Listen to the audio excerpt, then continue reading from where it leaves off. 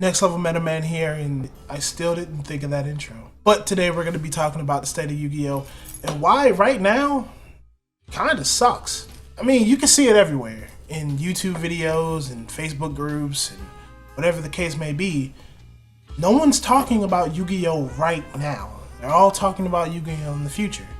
And that's because it's kind of stale. And it's not because of the reason you may think. Some of you may feel like, but pendulums are so fucking broken, oh my god. But no, that's not the reason why the game has gotten so stale.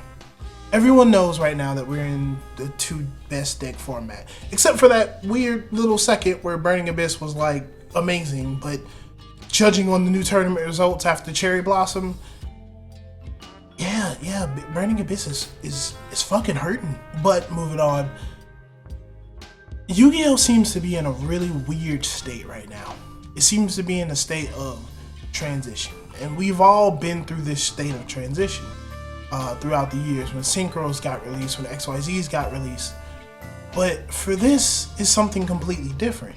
Because when Pendulums got released, there were other mechanics that were better decks than those using those mechanics. For example, there was Shaddolls and Burning Abyss when Cleafort got released. And Cleafort was never considered the best deck. It was considered an annoying deck, a hard deck to get around, definitely top contender, but not the best. And the only time Pendulums really got their way in the limelight is Pepe. No, everybody knew Pepe was coming. I mean, who the fuck didn't? It was like doomsday in the Yu-Gi-Oh community. But after it got axed, Konami made the statement, listen guys, we know you don't like pendulums, okay? We're just gonna get that shit up out of here. Don't worry about it. 2 weeks, your Pepe players got 2 weeks, and then we coming for the ass. But all that seems to be past now. They hit Draco Pals into oblivion, and now the best pendulum deck is just a shadow of what it used to be. And the next best decks coming after that is Cosmo and Monarchs. I feel like that's why it's stale, because the meta is around 2 decks that hold the meta so tightly. I mean, don't get me wrong, decks have commanded their formats more than these 2. Dragon Ruler. Tell her that. You know, I can't actually think of the last one. Oh yeah, Glad Beast. Now I understand both of these decks have moved on from what they used to be. Like Monarchs with their Brilliant Monarchs. Okay, let me talk to you. The Brilliant Monarchs? Now I haven't seen the deck, but that just sounds wrong. And Fire King Cosmo, which everyone and their mom saw coming. But because of this, because we are in this stranglehold of a format with these 2 decks, innovation seems to be focused around these 2 decks, and a lot of people actually don't like these 2. Not at all. The support for these 2 decks are pretty lackluster.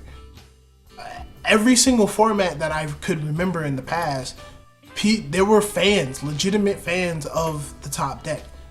You know, of course, people still play to win, but shit, if they like the deck, they're gonna like it and not complain about it. I hear Cosmo players complaining about their own deck more than the people playing against them.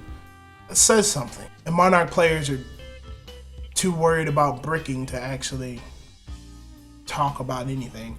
But this is what we're in. This is why on YouTube, Facebook, everyone's looking toward the future.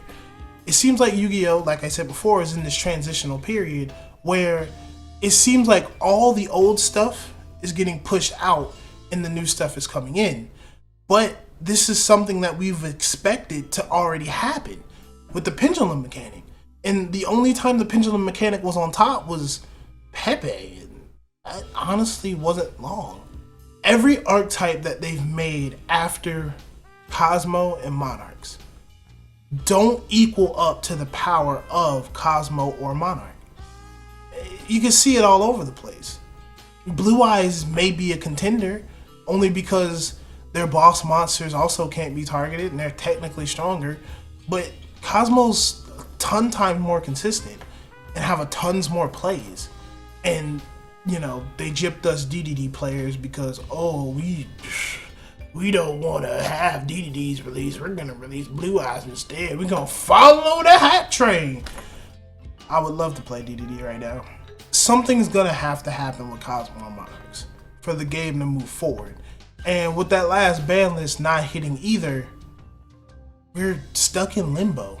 And everyone can feel it. But something seems pretty stale about these two. I can't quite put my finger on it. I mean, it could be the fact that I'm just a rogue player and I hate all meta, but I feel like it goes deeper than that. I hear a lot of the times Cosmo players complaining about their deck more than the people playing against them. Calling it cancer, calling it dumb, base rolly, things like that. I mean, look at the community's outlook on Cosmo. What used to be a bright and vibrant beacon of hope against the forces of Shadal's and Burning Abyss is now gone to the dark side.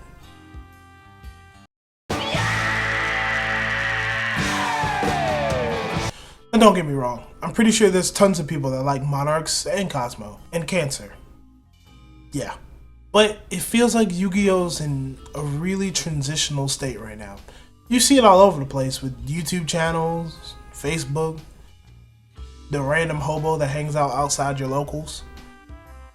That everyone's looking toward the future. Everybody's looking at what's next instead of focusing on the game right now. And it hasn't felt like that for a long time, you know, outside of a ban list. But the ban list already hit.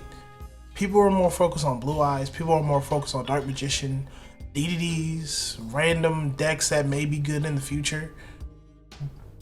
It's just no one's talking about the game right now. And that's because I don't think a lot of players enjoy the game right now.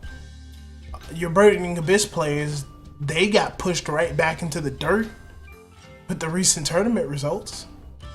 It's just when we look at what's coming out in the future, we're getting traps that plus us back. We're getting a lot of good staples. It seems like they're trying to rebuild the base of Yu-Gi-Oh! And that could be a good thing.